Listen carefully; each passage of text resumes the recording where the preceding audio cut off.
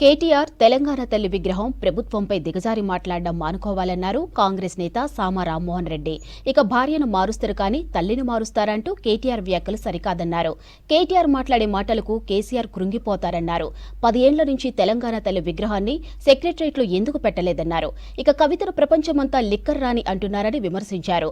కల్వకుంట్ల కుటుంబం వాళ్ల గడిలో ఉన్నవారు తెలంగాణ తల్లి విగ్రహాన్ని వ్యతిరేకిస్తున్నారని తెలిపారు సామ రామ్మోహన్. 10 సంవత్సరాల అధికారంలో ఉన్నారు. నిన్న మీడియాలో కూర్చొని మాట్లాడుతున్నాను. ఉద్యమ సమయంలో ఉంటున్నటువంటి తెలంగాణ తల్లి విగ్రహాన్ని మారుస్తారని ఎవరన్నా? అది తెలివి తక్కువతనం అని చెప్పి ఇంకొని కూడా మాట్లాడింది. ఎవరైనా తల్లిని మారుస్తారా? మార్చింది గీచింది చూస్తే మనం ఎవరైనా భార్యను మార్చింది చూసినాం కానీ తల్లిని మారుస్తారా అని చెప్పి మాట్లాడింది. మరి తల్లిని మార్చినటువంటి సందర్భం పోయి నీ ఇంట్లో నీ అయ్యని అడగంటున్నాను. ఇదే కుటుంబానికి సంబంధించిన ఆమె ఇంకొక పెద్దక్క ఆమె వచ్చి తెలంగాణ తల్లి విగ్రహం అంటే ఆఫ్రికా తల్లి లెక్క కనిపిస్తుందట. మరి ప్రపంచం అంతా మన లిక్కర్ చెల్లి అని అంటున్నా కూడా మేము ఎప్పుడు ప్రస్తావనకి దాన్ని ఒత్తొత్తి చెప్పలేదే. 10 సంవత్సరాల అధికారంలో ఉంటే తెలంగాణ తల్లి విగ్రహాన్ని కనీసం ఏ రోజైనా పట్టించుకున్నటువంటి పాపన పోయిన రైలు.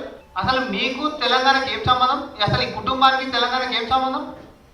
అధికారం వచ్చిన తర్వాత ఈ కళ్ళు నెత్తి మీదకి పోయి తెలంగాణ పదం అంటేనే నామూషి అయి టీఆర్ఎస్ని బీఆర్ఎస్ చేసిండు.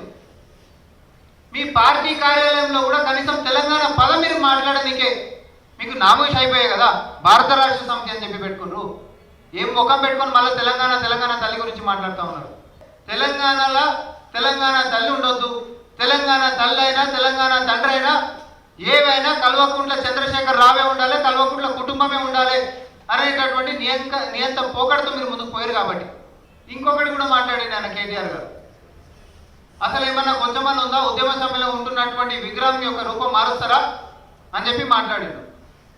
ఒక కామన్ క్వశ్చన్, మరి విగ్రహం ఉద్యమ సమయంలో ప్రజలు కోరుకున్నటువంటి దాని లెక్కనే ఉండాలని చెప్పి నువ్వు లాజికల్గా మాట్లాడినట్టే అయితే మరి అదే ఉద్యమ సమయంలో విద్యార్థులైనా నిరుద్యోగులైనా లేకపోతే సబ్బండ వర్గాలైనా ఉద్యోగులైనా ఎవరైనా అరే మొత్తం షర్ట్లు తీసేసేసి ఛాతి మీద టీజీ అని చెప్పి ఆ రోజు ఉద్యమం చేస్తే టీజీ అనేటటువంటి పదంతో తెలంగాణ అనేటటువంటిది ఈరోజు ప్రపంచానికి ఆ రోజు మనం చాటినాం.